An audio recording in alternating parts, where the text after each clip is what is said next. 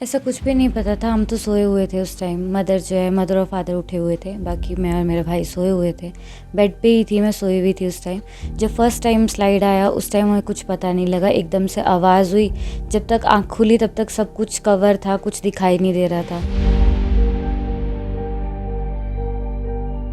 जब दूसरी और तीसरी बार जो स्लाइड हुआ दोबारा से, वो देखने वाला मतलब मैंने उस टाइम अपनी आंखों से खुद देखा, बट वो बहुत ऐसा था कि उसको याद करके भी अभी भी रोंगटे खड़े होते हैं।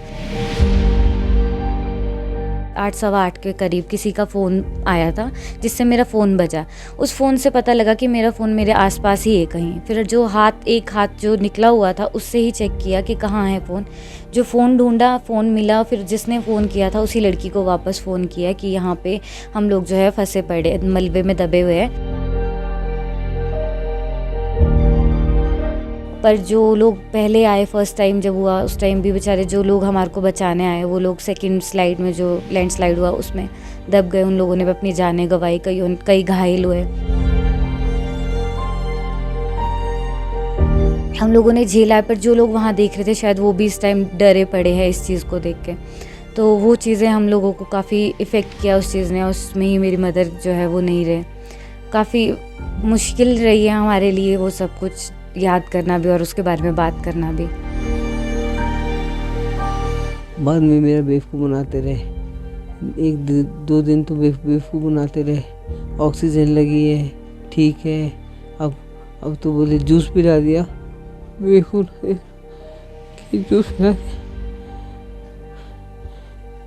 ऑक्सीजन लगी है, बोलते वो जूस भी पी रही है। तीसरे दिन बोला, पता लगा कि और नहीं रही। फिर मैं समझ गया, मैं रो गया, मैं जो हूँ। हिमाचल प्रदेश में बीते दिनों भारी तबाही हुई और इस भारी तबाही से राजधानी शिमला भी अछूता नहीं रहा। 14 अगस्त की अगर बात की जाए, 14 अगस्त के दिन समरहिल की शिव बावड़ी और फागली में एक भारी भूस्खलन हुआ और भूस्खलन की चपेट में कई लोग आ गए, जिसमें कई लोगों ने अपनी जानें गंवा दी। एक वीडियो भी सोशल मीडिया पर काफ़ी ज़्यादा वायरल हो रहा था, जिसमें फागली में एक लड़की को रेस्क्यू करके बाहर निकाला गया था। आज हम पहुंचे हैं उसी लड़की से बातचीत करने, क्या उस दिन हुआ था, किस तरह से स्लाइड आया, सारी बातचीत हम लड़की से ही करेंगे। आपसे यही जानना चाहेंगे, उस दिन क्या हुआ था, कहाँ पर थे आप, स्लाइड आपने देखा था, वह पता चला था आपको कि स्लाइड आ रहा है, या आपको पहले से पता था कि ऐसी सिचुएशन बनी है वहाँ पे? ऐसा कुछ भी नहीं पता था, हम तो सोए हुए थे उस टाइम। मदर और फादर उठे हुए थे, बाकी मैं और मेरा भाई सोए हुए थे। बेड पे ही थी, मैं सोई हुई थी उस टाइम। जब फर्स्ट टाइम स्लाइड आया उस टाइम हमें कुछ पता नहीं लगा, एकदम से आवाज़ हुई। जब तक आँख खुली तब तक सब कुछ कवर था, कुछ दिखाई नहीं दे रहा था। मतलब पूरे ही जो भी चीज़ें थी वो हमारे ऊपर थी, हमको कुछ नहीं पता लगा। और उसके बाद जब भाई की आवाज़ सुनाई दी, उसने पूछा, आवाज़ें मारी, मम्मा, दीदी, भाई, पापा, सबको आवाज़ें मारी। तब पता लगा कि वो थोड़ा ठीक है। फिर उसने ही थोड़ा फेस मेरा जो है वो हटाया ताकि सांस ले सकूं। थोड़ा उसने निकाला, इतनी कोशिश करी कि औरों को बुलाया कि आओ, आप लोग आ जाओ, हम मेरी मदद करो, वो लोग ठीक है अभी उनको निकालने में। पर इतने में दूसरी बार दोबारा आ गया। जब दूसरी और तीसरी बार जो स्लाइड हुआ दोबारा से, वो देखने वाला मतलब मैंने उस टाइम अपनी आंखों से खुद देखा, बट वो बहुत ऐसा था कि उसको याद करके भी अभी भी रोंगटे खड़े होते हैं। मतलब ऐसे है कि हम लोगों ने झेला है, पर जो लोग वहाँ देख रहे थे शायद वो भी इस टाइम डरे पड़े हैं इस चीज़ को देख के। तो वो चीज़ें हम लोगों को काफ़ी इफ़ेक्ट किया उस चीज़ ने। उसमें ही मेरी मदर जो है वो नहीं रहे। काफ़ी मुश्किल रही है हमारे लिए वो सब कुछ याद करना भी और उसके बारे में बात करना भी। बट तो हमने बात भी की जब लोगों से, तो लोगों ने ये कहा कि आपने फ़ोन करके जो है बुलाया सबको कि हम फंसे हुए हैं, कैसे ये सब किया? एक्चुअली जिस टाइम भाई ने थोड़ा फेस निकाला उस टाइम किसी का फ़ोन आया मुझे। 8 बजे, 8 सवा 8 के करीब किसी का फ़ोन आया था, जिससे मेरा फ़ोन बजा। उस फ़ोन से पता लगा कि मेरा फ़ोन मेरे आसपास ही है कहीं। फिर एक हाथ जो निकला हुआ था उससे ही चेक किया कि कहाँ है फ़ोन। जो फ़ोन ढूंढा, फ़ोन मिला, फिर जिसने फ़ोन किया था उसी लड़की को वापस फ़ोन किया कि यहाँ पे हम लोग जो है फंसे पड़े, मलबे में दबे हुए हैं, किसी को भेजो नीचे से। तो वो फागली स्कूल के पास से जो भी हमारे नोन थे उन सबको सबको हमने फ़ोन करके बोला कि आओ आप लोग हमारी हेल्प करो, हम लोग बुरी तरह से फंसे हुए हैं और कोई आ नहीं रहा है क्योंकि सब डरे पड़े हैं। तो वो लोग आए, उन्होंने ही एसएसबी वालों को, रेस्क्यू टीम्स को, सबको इन्फॉर्म करा, उन लोगों को बुलाया, वो लोग आए, उन लोगों ने हेल्प करी। पर जो लोग पहले आए फर्स्ट टाइम जब हुआ उस टाइम भी बेचारे जो लोग हमारे को बचाने आए वो लोग सेकंड स्लाइड में जो लैंडस्लाइड हुआ उसमें दब गए, उन लोगों ने भी अपनी जानें गंवाई, कई घायल हुए। तो काफ़ी उस टाइम ऐसा डर का माहौल हो गया था कि अगर वो लोग जो बचाने आ रहे हैं उनके साथ भी ऐसा हो रहा है तो कहीं औरों के साथ ना हो, या जो हम लोग फंसे हुए अभी थोड़ा है सांस है हम हमें, ऐसा ना हो कि हम लोग ना बचे। डर तो बहुत था पर हिम्मत करके कोशिश करी कि जिसको फ़ोन कर सके उसको फ़ोन करके बोला कि आओ हमारी मदद करो। कोई नहीं आ रहा उस टाइम, पुलिस वाले आए पर उन्होंने किसी को आने नहीं दिया। शायद उस टाइम माहौल इस तरह का था, डर का माहौल था कि वो भी डर रहे थे किसी को बुलाने से। वो चाह रहे थे कि कोई ना जाए ताकि किसी और को नुकसान ना हो। पर वही हुआ कि पुलिस वालों ने सिर्फ मना ही करा, सिर्फ एसएसबी और रेस्क्यू टीम ने आके हमारे को निकाला। उन लोगों के लिए तो हम दिल से दुआ करते कि उन लोगों ने जितनी हमारे लिए किया है उन भगवान उनको उतनी आगे तरक्की दे और उनको सुखी रखे। पर ये चीज़ हम कभी नहीं भूल पाएंगे कि उनकी वजह से ही हम लोग जिंदा है। तो उस जो वो 4-5 घंटे थे कैसे बिताए आपने अंदर? वो तो बस वही हिम्मत थोड़ी सी, जैसे जो लोग थे वहाँ पे ब्रदर को देखकर कि हाँ वो भी ठीक है, थोड़ा उसी से ही हिम्मत थी हम लोगों ने जुटाई हुई कि नहीं अगर कोई हमारी मदद करने आया है तो हमें थोड़ा हिम्मत करनी पड़ेगी, रुकना पड़ेगा। क्योंकि उस टाइम ऐसा हो रहा था कि ऐसा कि आँख बंद हो रही थी, मतलब सफोकेशन इतनी थी, ऐसा लग रहा था शायद हम लोग नहीं रह पाएंगे। कहीं ना कहीं ऐसे ज़्यादा कुछ था नहीं, बट ये कि मेरी जैसे टांग फंसी हुई थी ज़्यादा, उस पर बहुत भार था, बाकी ऊपर तो इतना भार नहीं था। पर फिर भी ऐसा लग रहा था कि शायद टांग जो है वो बची नहीं है, ऐसा लग रहा था कि शायद टांग जो है वो टूट चुकी है या टांग से बहुत ब्लीडिंग हो रही है, क्योंकि इस तरह का उस टाइम हो गया था। चोटें कहाँ कहाँ आई यार? मुझे सिर्फ टांग में आई थी, मेरे टांग जो है उसमें फ्रैक्चर था, अब तो ठीक हो चुका है।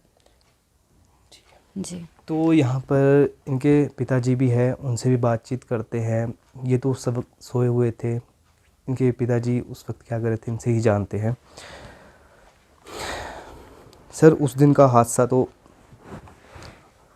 बहुत बुरा रहा है, शायद कोई भुला भी ना पाए, पर आपसे जानना चाहेंगे क्या हुआ था उस दिन, किस तरह से स्लाइड आया, आप उस टाइम जागे थे, सोए हुए थे? मैं वाइफ से बात कर रहा था कि आज मैं ऑफिस नहीं जाऊंगा, आज हम यहाँ से पहले निकल जाएंगे, उसके बाद देखेंगे। तो वाइफ कहती नहीं आप ऑफिस जाओ, हम देख लेंगे। मैं कहा नहीं हमने जाना नहीं है, हमने निकल जाना है यहाँ से। 2-3 दिन से बारिश हो रही है, बारिश बहुत तेज़ हो रही है। तो वाइफ बोलती चलो ठीक है, थोड़ी बारिश कम होती तो बच्चों को उठाती हूँ फिर चलते हैं। इतना ही बोला और एकदम से स्लाइड आ गया और सब कुछ बंद हो गया, एकदम से ढक गया, मुंह बंद, प्रेस हो गया, सारा प्रेस हो गया। मैं केवल एक हाथ मेरा ठीक रहा, एक साइड तो पूरी प्रेस हो गई, ये साइड ऐसे दब गई कि जैसे पता नहीं क्या मेरे ऊपर इतना वजन आ गया कि मैं हिल भी नहीं पा रहा था। केवल ये एक हाथ था जो मेरा थोड़ा बाहर रहा, तो मैंने हाथ निकाल के फिर लड़के की आवाज़ आई, वो रो रहा था, चीख रहा था और आवाज़ें मार रहा था, मम्मी पापा दीदी कहाँ हो। फिर मैंने उसको, मेरे ऊपर टीन पड़ा हुआ था, उसको मैंने बजाया, मैंने बोला हनी बेटे चिंता न कर, हम यहाँ हैं, बस ठीक हूँ मैं, बस निकल आएंगे, चिंता न कर। फिर जो सेकंड स्लाइड आया, थर्ड स्लाइड में जो आवाज़ें आई तो मैं समझ गया कि अब नहीं बचूंगा, क्योंकि और लोग बोलने लगे कि और आ रहा है। मैं क्या, तो बस फिर लड़की की आवाज़ आ गई कि पापा आप हिम्मत करो। फिर लोग बोलने लगे कि बोलते रहो, चुप नहीं रहो, बोलते रहो, चुप रहो। फिर मैंने वाइफ को आवाज़ मारी सुनीता करके, पर उसने आवाज़ नहीं दी। मैंने बोला बोल बात कर, सभी बोल रहे हैं कि बात कर, बात बोलते रहो, पर मेरे पैर के पास किसी ने ऐसे पैर हिलाया, मुझे लगा कि शायद वाइफ ने हिला दिया है, मेरे को तसल्ली हो गई। तो बाद में पता लगा वो तो लड़की थी जो मेरे साथ बेड पे पड़ी थी, सोई हुई थी। वो तो शायद पता नहीं लड़की ने पैर हिलाया, शायद तसल्ली देने की कि पापा को तसल्ली हो जाए। मुझे तसल्ली होगी कि चलो वाइफ सुन रही है, समझ रही है। फिर एसएसबी वाले तीसरे स्लाइड में तो बिल्कुल मेरा सांस भी बंद होने लग गया।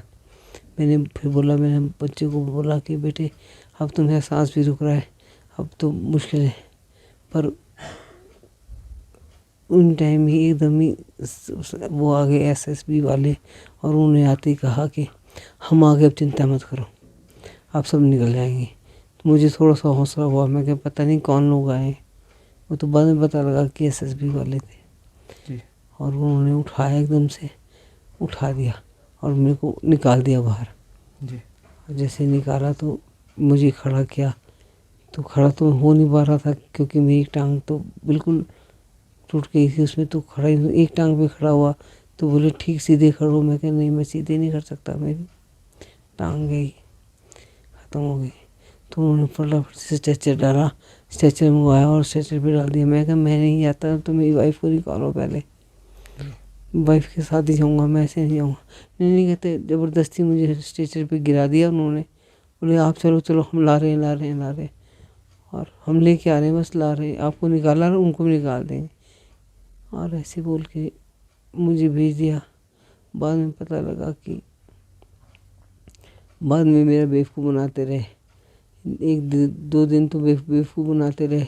ऑक्सीजन लगी है, ठीक है, अब तो बोले जूस पिला दिया।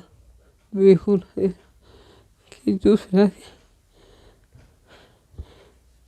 ऑक्सीजन लगी है, बोलते अब जूस भी पी रही है।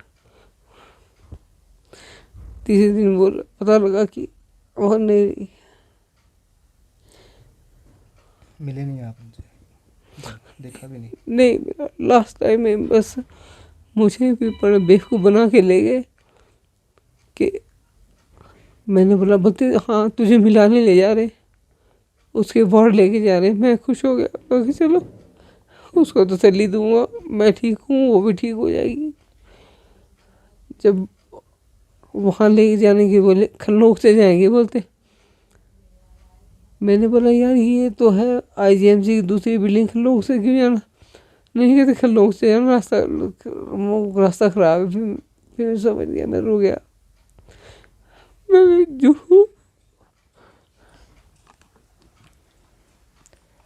तो देखिए, एक बेटी ने अपनी माता खो दी, एक पति ने अपनी पत्नी।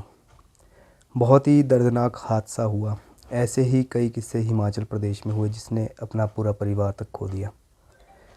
तो अगर बात करें उसके बाद, आपको पता नहीं था कि वहाँ स्लाइड आते हैं, या आपको उससे पहले कभी हुआ कुछ ऐसा? मुझे पता था, और मैंने गवर्नमेंट से कई बार एप्लीकेशन दी कि हमें जैसे हैंडीकैप कोटे में 2 बीसवा ज़मीन मिलती है, लैंड उसको 2 बीसवा ज़मीन मिलती है। सर मैंने अनेकों बार एप्लीकेशन दी कि मुझे कहीं भी जगह दे दो, क्योंकि सर मेरे पास इतना कोई रोज़गार नहीं था, इतना कोई पीछे लैंडलॉर्ड नहीं हूँ, बहुत गरीब आदमी हूँ। पर जिस टाइम तो इन्होंने इलेक्शन और वोट लेनी होती है, उस टाइम तो सारे बड़े बड़े वादे करते हैं। पर जिस टाइम आदमी मर रहा है तो उस टाइम बोलते चुप होते हैं। अब देखो मेरी वाइफ चलेगी, मेरा कोई पता नहीं। अब मतलब सिर्फ वोट की राजनीति है, सिर्फ वोट की राजनीति। अगर कोई आपकी हेल्प करना चाहे, क्योंकि आपने अपना आशियाना भी खो दिया है, अभी करते क्या हैं आप? पढ़ाई कर रहे हैं, स्टडी कर रहे हैं, जॉब कर रहे हैं? मैं स्टडी कर रही हूँ। मैंने अभी कंप्लीट करी, ग्रेजुएशन कंप्लीट हुई है मेरी अभी, और आगे मैं मास्टर्स कर रही थी, बस अभी एडमिशन ही ली है। अब आपका घर तो नहीं रहा, अब कहाँ रह रहे हैं? अब आगे कैसे रहेंगे, कहाँ पर रहेंगे? अभी तो हम रिलेटिव्स के पास रह रहे हैं, जैसे कि पेशेंट के साथ रहना कहीं भी मुश्किल है तो हमें तो एक घर का माहौल चाहिए, इसलिए रिलेटिव्स के पास रह रहे हैं। बाकी गवर्नमेंट से यही बोल सकते हैं कि हमें कुछ रहने के लिए कुछ इंतज़ाम हमारा किया जाए। जब तक हम लोग खुद स्टेबल नहीं होते हैं कि वो अपना कुछ कर सकें, तब तक हम गवर्नमेंट से ही मांग करते हैं कि हमारी कोई हेल्प करे, रहने के लिए हमें कुछ दिया जाए ताकि हम आराम से थोड़ा टाइम निकाल सकें अपना। जी बहुत धन्यवाद। तो ये थे वो 14 अगस्त के लैंडस्लाइड के दिन जो वीडियो भी आपने देखा था, काफ़ी वायरल हुआ था, जिसमें ये लड़की भी दबी हुई थी और साथ में इनके पिता, इनकी पत्नी दबे हुए थे। इन्हें तो बचा लिया गया पर इनकी जो पत्नी है वो नहीं बच पाई। अब जो है आशियाना भी नहीं रहा है और मांग भी एक यही कर रहे हैं कि इनके रहने के लिए जो है प्रशासन, सरकार घर जो है मुहैया करवाए। जो इनके पिता हैं वो भी इस वक्त बेड पर है, अभी रेस्ट पर है, क्योंकि काफ़ी चोटें इन्हें आई है, पैर में रॉड पड़ी हुई है और अभी भी जो है बात करने में जो है असमर्थ है। आपने देखा कि ये किस तरह से बात कर रहे थे। 14 तारीख की बहुत सी दुख भरी यादें हैं लोगों के दिलों में, क्योंकि उस दिन जो है कई लोगों ने अपने अपनों को खोया, किसी ने अपना पूरा परिवार तक खो दिया। तो आप लोग भी जो है इन लोगों की ज़रूर सहायता करें। तो ऐसे हम आपको रोज़ नई नई अपडेट्स के साथ साझा करवाते रहेंगे। ऐसे जुड़े रहें समय न्यूज़ हिमाचल के साथ। राजधानी शिमला से मैं कमल भारद्वाज।